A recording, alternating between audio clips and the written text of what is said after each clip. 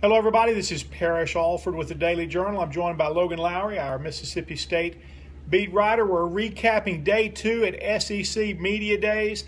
Lots to talk about. This was a big local day. Dan Mullen talking today. Logan, let's just take it from there, man. I'm going to turn it over to you. I'll give you one of those TV questions that we sometimes hear in the interview process here, Logan. So I'll just say, Logan, talk about it.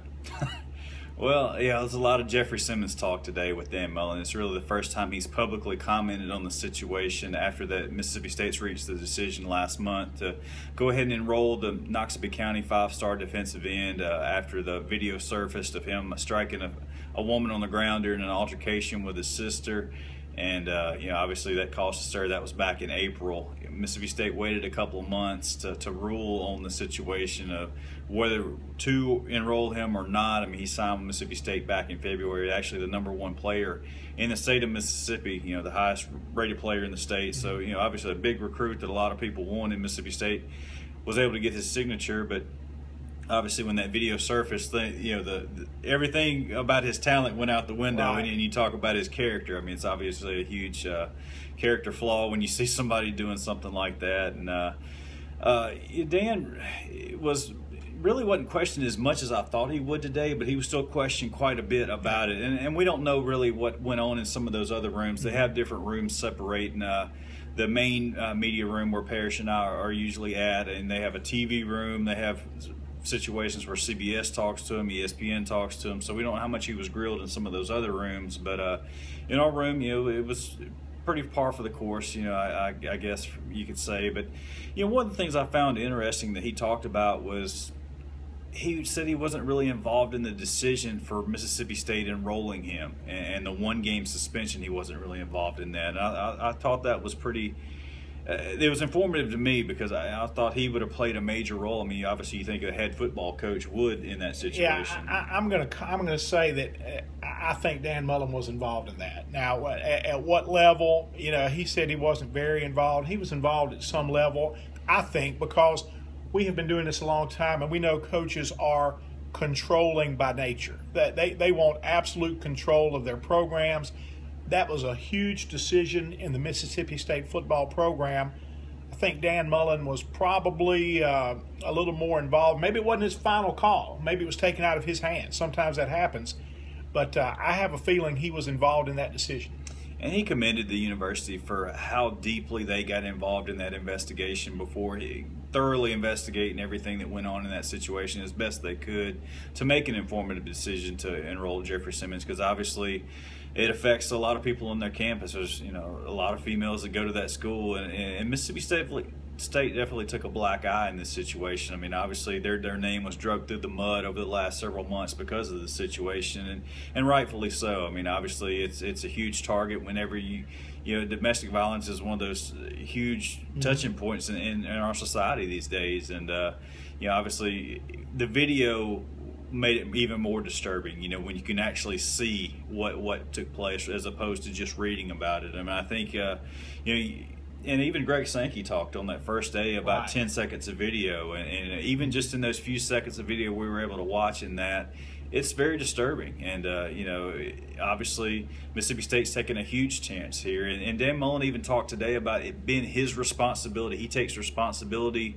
for Jeffrey Simmons moving forward and for the rest of the players on this team. He talked about being a parent and trying to be a role model to players on his team, and how he's ultimately responsible for all of their actions. And he talked about he obviously can't be with them 24 hours a day and guide them through and help them make the decisions, but he can talk to them about making the right decisions. And he talked about how the decisions you make on an everyday basis have an impact on not just yourself, but people, your family, your teammates, and the university as a whole. And I thought that was really, kind of give you some background to kind of his position of where he's going to take things moving forward. And they talked about the counseling that Jeffrey Simmons is already receiving in this process. We talked to some of the players from Mississippi State about their interactions with Jeffrey Simmons so far. Jeffrey Simmons enrolled last month, so he's been on campus a little over a month now, and they talk about his work ethic and the way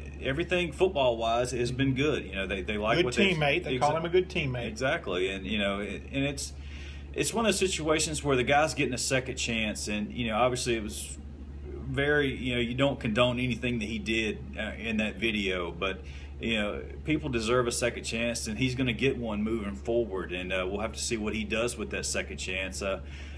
My opinion, I still think the suspension is very, very lenient. I don't think one game fits what he did. I think, I agree with our boss who wrote a column in today's paper. I think a 1-year suspension, and I said this on our podcast, right after it happened, that I think 1-year suspension and reevaluate things in the fall. If he can keep his nose clean, then we move on in 2017 and kind of move on with your career and put that in the past, and we move forward with the football thing. But I think a 1-year suspension to kind of let things settle down and kind of get a feel for his character, and have him into the program 1 year and kind of see how things fold from then on. But outside of that, on the football side of things, one more thing about Jeffrey Simmons before I move on.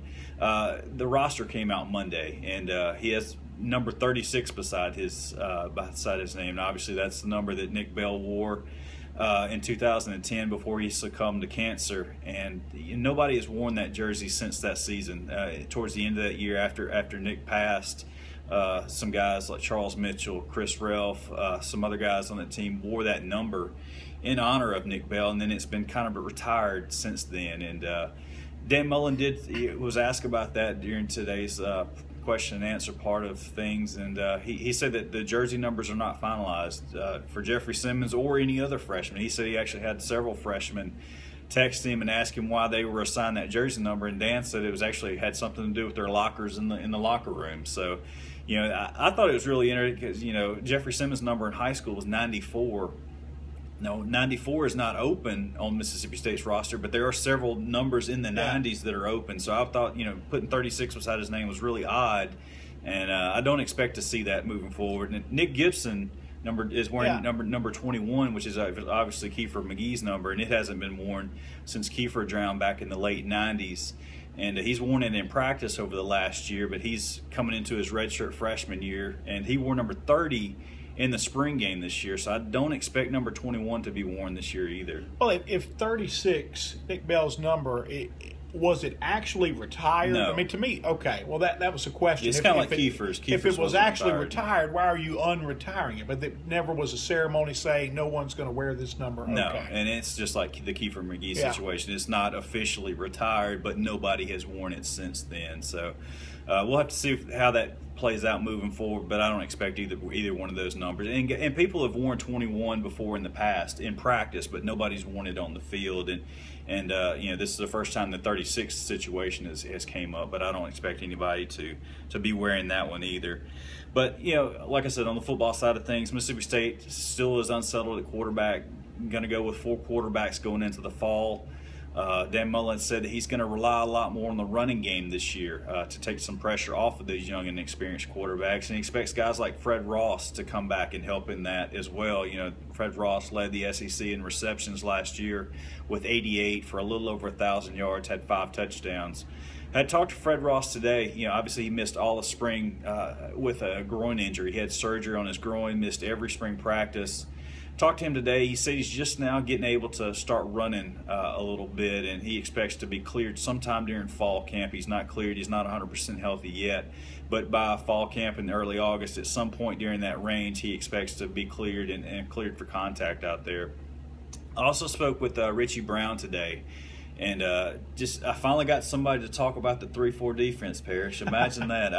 None of the coaches. I know that's been a goal. It has been, and I got Richie to talk about it. And Richie Brown said that he expects to play more 3-4 this year, and that's going to kind of be their base defense. He said that's really why they worked on it so much in the spring, because he expects to be using a lot of it. And he said they're going to still be multiple, and they've ran 3-4 in the past. It's not anything new to them, but for them to run it as much as they have been, it's going to be new. And he talked about the new defensive coaches that they have, just learning their different terminology. He said defense is not going to change. I mean, a cover 2 still a cover 2. They still got to tackle the guy with the football, but some of the terminology and stuff and the communication between the players is a little different, with the new coaching staff. So they've got to get on the same page with all that. And he expects, once they get some more reps under their belt in the fall camp, that things should be good to go there. And then talking to A.J. Jefferson, the third member of Mississippi State's team that was here, I asked him about their defensive line and losing 2 starters and Chris Jones and Ryan Brown into the NFL.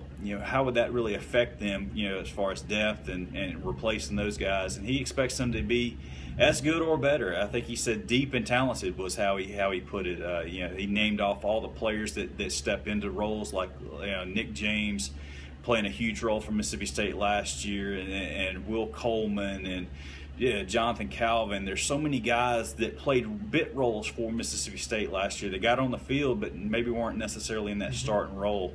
And so those guys are going to step into starting roles, and they've got a ton of young, inexperienced but talented young players that are going to kind of fill in the gaps and build that depth behind them. So he expects the defensive line to kind of pick up where they left off a year ago, and we'll kind of see how they work that in. If they're going to run a 3-man front, then obviously that provides even more depth for those guys at those positions.